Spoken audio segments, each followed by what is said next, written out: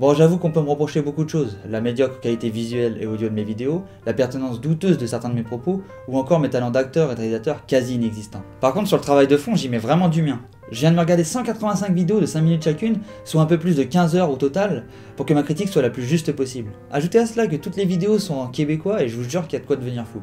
Bon, autant crever l'abcès tout de suite, je n'ai absolument rien contre le Québec et les Québécois, bien au contraire. J'irai même plus loin, j'ai voyagé dans beaucoup de pays dans le monde et la seule fois où j'ai pleuré dans l'avion du retour, c'est quand je suis allé au Québec. Parce que j'ai adoré cette région et aussi parce que j'avais 7 ans. Mais faut dire, l'accent québécois, il est trop kawaii aussi. Puis je suis désolé, mais quand quelqu'un me dit qu'il a écouté un film, je peux pas m'empêcher de rigoler. Le film que je suis en train d'écouter est vraiment génial! Et comment tu fais pour écouter un film muet? Bon, tout ça pour dire que ça n'a pas été de tourpeau, mais je l'ai fait.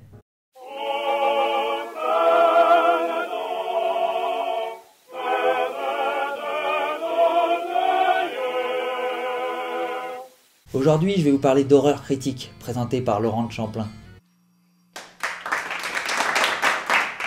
Comme son nom le laisse deviner, cette chaîne se concentre sur la critique de films d'horreur. Une fois tous les 3-4 épisodes, on a cependant le droit à des épisodes hors série, nommés classiques critiques, qui s'attaquent à des grands classiques du cinéma, mais leur construction reste identique à celle des épisodes normaux. Laurent construit toutes ses vidéos sur le même schéma. Il critique dans l'ordre l'histoire du film, sa réalisation, le jeu des acteurs, puis enfin les effets spéciaux.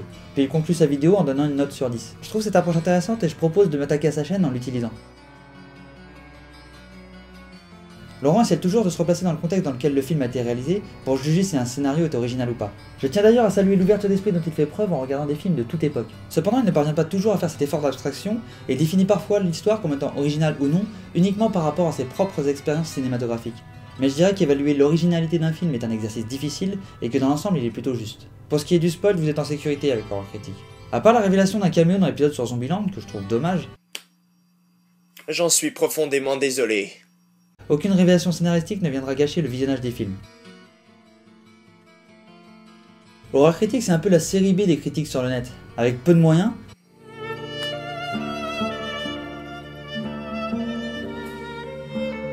mais beaucoup de passion, le résultat est tout à fait convaincant. Avoir un schéma identique pour toutes les vidéos permet de rendre son travail global pertinent puisqu'on peut mettre en parallèle une critique par rapport à une autre. Il faut aussi saluer le travail considérable qu'il a accompli.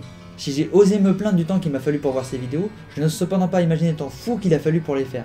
En ce qui concerne sa critique sur la réalisation des films, il se concentre surtout sur la mise en place de l'horreur et sur son efficacité, ce qui paraît logique. Il utilise beaucoup l'expression « manque de professionnalisme » pour décrire toutes sortes de problèmes de réalisation, si bien qu'au bout d'un moment ça en perd de son impact. De temps à autre, il commet lui-même des erreurs assez grossières. Une scène qui apparaît 2 fois, un mauvais choix d'image, ou le son de la batterie qui ne sort pas alors qu'il fait le mouvement. Ouais, c'était pas la grande forme à ce niveau-là. Il faut dire aussi que je commençais dans le domaine, alors j'ai une excuse. Tout le monde s'en fout de ton excuse. Et qui t'a parlé à toi? Je regrette aussi le manque d'anecdotes sympathiques autour de certains films. Par exemple, d'où vient le masque de Michael Myers, ou d'autres histoires liées au manque de moyens dans les films de Carpenter. Eh bien, puisque tu abordes le sujet, je vais en profiter pour combler tes désirs. Le masque de Michael Myers a été conçu à partir d'un masque à l'effigie du Capitaine Kirk de la série Star Trek. On l'a modifié en le peignant en blanc et en lui agrandissant les yeux.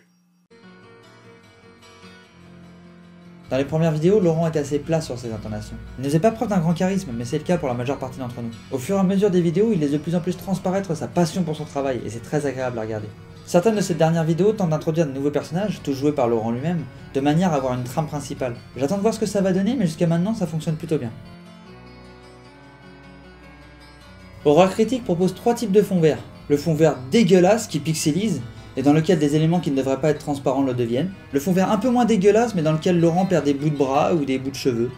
Et enfin le fond vert réussi, le type le plus rare, mais qui fait de plus en plus d'apparitions. Même s'il y a du mieux, les derniers épisodes sont pas forcément les meilleurs. Je vous propose d'aller voir l'épisode sur Mama pour vous faire saigner des yeux.